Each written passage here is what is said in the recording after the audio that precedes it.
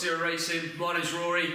I'm here today in my new unit, which I've actually done a video of yet to show you all. But we moved out of our old unit that we had for 8 months. I'm going to a new unit with a lot more space, a lot more room to play with. Obviously, there's a few more key features in here as well. I'm actually currently stood on top of a pit as well, which gives us a little bit better access to the vehicles once it's rocking and rolling.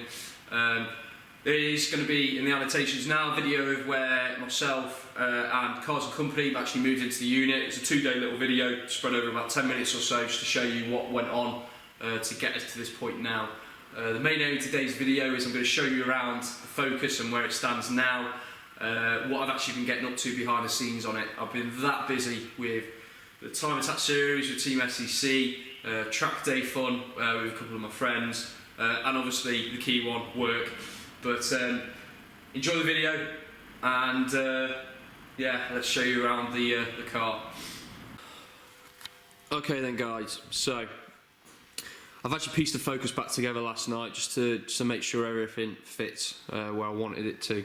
As you can see, I've got some now got the welding seat rails done. I borrowed a seat off of my good friend Joe Dawson from Team SEC.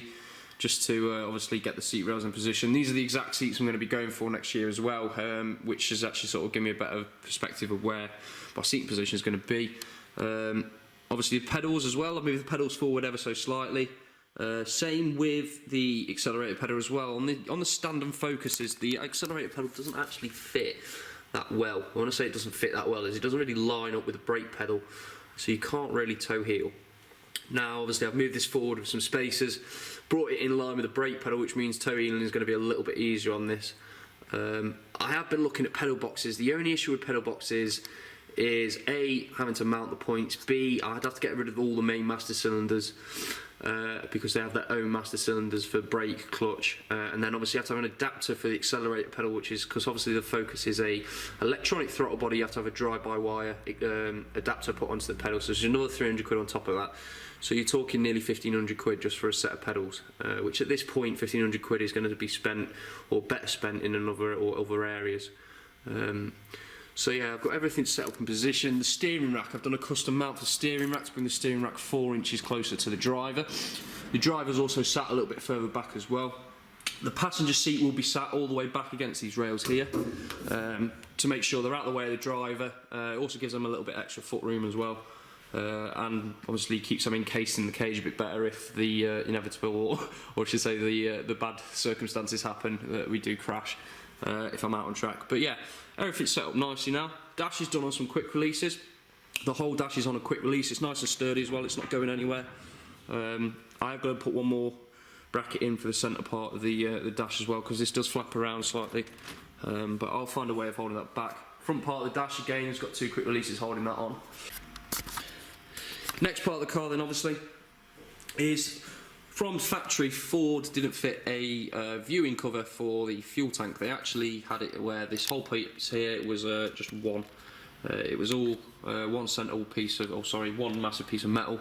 So to actually get to the fuel pumps you had to drop the fuel tank. Now what I've done, I've got a nice big hole, big enough to fit what is the fuel pump through it, which is actually unscrewable. So if the inevitable or anything bad actually happens to a fuel pump when you're out on track, you can change it within about 10 minutes or so. It's literally 5 hex bolts on the top of here on the cover.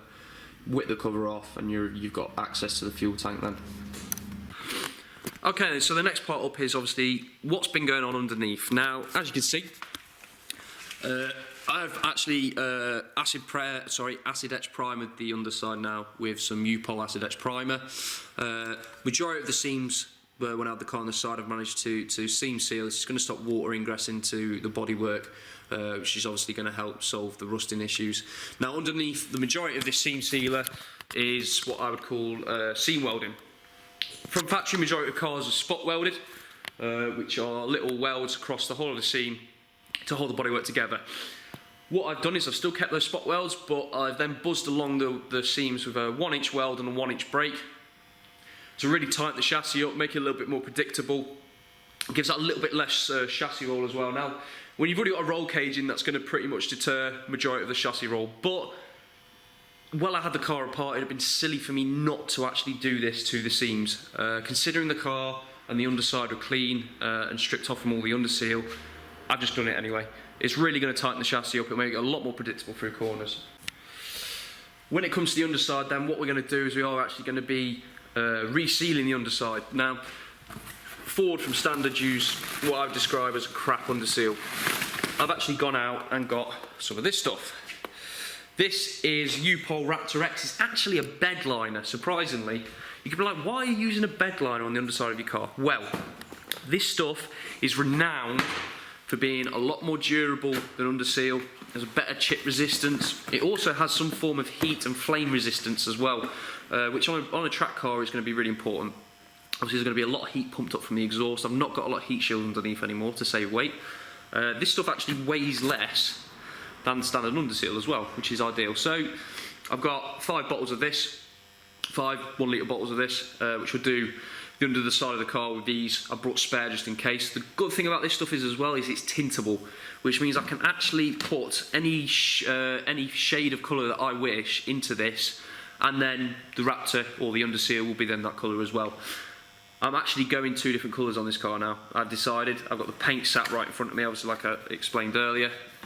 And yeah, underside, the inside, and the engine bay are going to be a different colour from the main body itself. This is no longer going to be blue. I'm going to have a rather special colour with this, which is really going to brighten up your day, and you will not miss this car coming at all in any way, shape or form. So yeah, we have been busy, but you know, things take time. Let's show you this seat position then.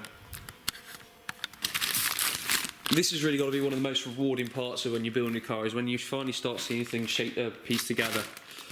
Here I've got my OMP Pwc Wheel. It's got a little bit of a dish on it, obviously on a quick release as well. Here's the quick release mechanism. Obviously this is where it sits onto on the rack. The rack itself, which you can't really see, I've actually done a custom set of brackets to hold the rack on. They're welded on and then bolted as well to ensure that it's not going anywhere. So let's have a sit down and see what it feels like.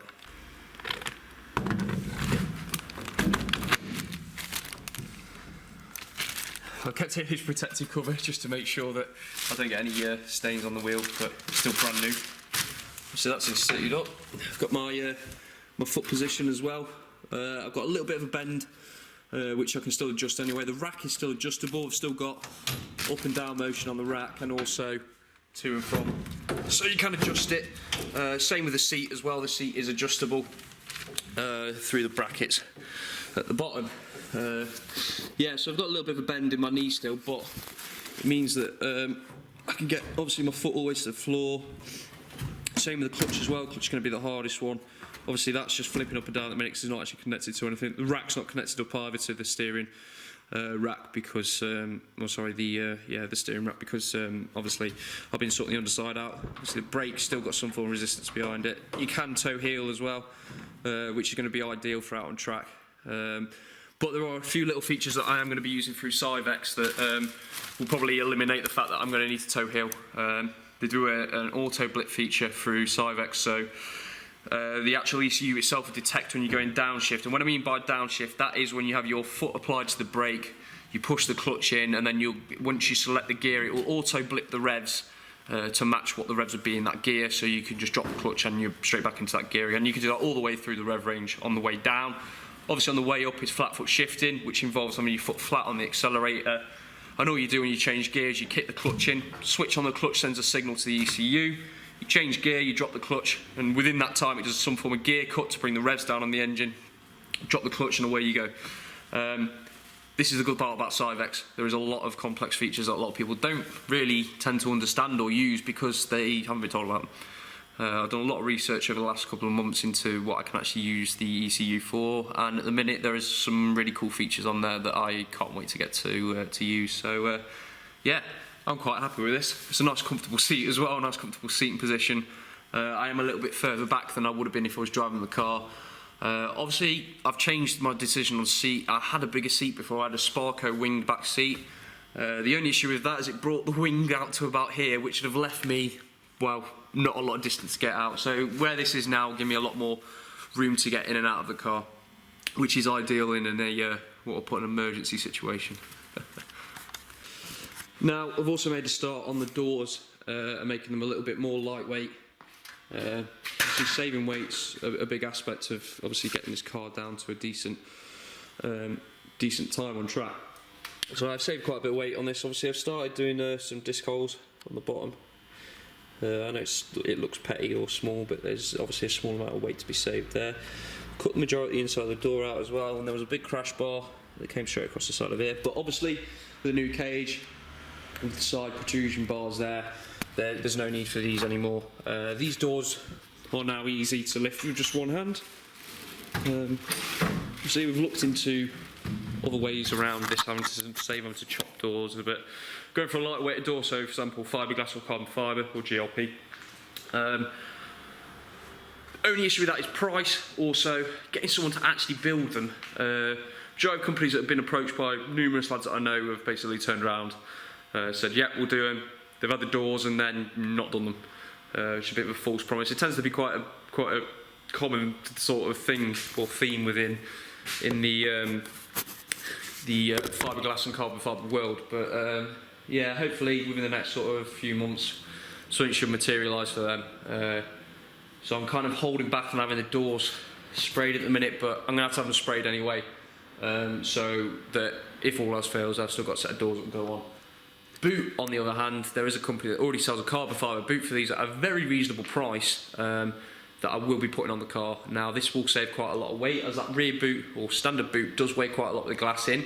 With the glass out, it still weighs quite a lot as well, because obviously it is mild steel. There is no lightweightness to it. It's built to withstand a crash, not to within a racing sort of scene. It wasn't built to be lightweight, it was built to withstand impact. So that's another thing. Obviously bonnet as well, there's already carbon fibre bonnets available. My front wings and bumper from the car that I had on the car already were fiberglass anyway, so I saved a lot of weight in terms of not using ABS front end on that. I do have to have those bumpers and wings moulded still in case of crash, because there is only 3 lots of those wings and bumpers within existence that I personally know of, within the UK anyway. So I'm going to have to get them sorted at some point. But for now, we're not far off getting the paint on this car. Like I said, I have got the paint sat down here in its own little box, but I'm not going to show you that because it is a bit of a special colour. And I'm just going to wait until I release the car to actually show everyone that colour. So at some point along the way, all these videos are either going to turn to some form of grayscale so you can't see colours, or I might have to stop doing videos at all until the release date in February. I've still got the exhaust on as well, hence why I've just sort of like got my finger and used the dirt to point out where I want to have my side exit. It is going side exit. Obviously it is not going to be a road car. Going side exit, it's going to have a big silencer on it. I'm going to make sure that the decibel rating is below the lowest within the UK, so if I want to take up a track day, I don't have to worry about exhaust noises.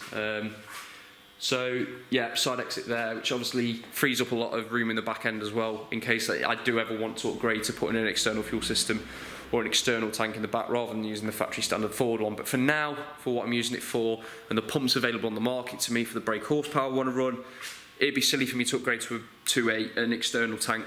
But for now, we're going to stick with the in-tank and see what happens from there. So, I hope you've enjoyed the video, guys. Yeah, I know it's only a little update, but obviously, I'm not showing you around the unit yet since I've been here. Obviously, I've got a little special project sat here as well. I can't divulge in that, it's not mine to tell you about, but it is going to be wicked. This was actually one of my mate's cars as well, that I did actually strip for him, and then I've ended up with a shell through one of my other mates that purchased it, so that's going to be quite an interesting one. So once I've finished my Focus, we're going to be doing stuff on this Focus as well. But yeah, welcome to the new unit. Thanks for watching. Like, subscribe, comment. If there's any information you want to know, drop me a message, drop a comment below, and I'll try and divulge you. So take it easy, guys. Thanks for watching Project Zero Racing's video, and I'll catch you in the next video. Ciao for now.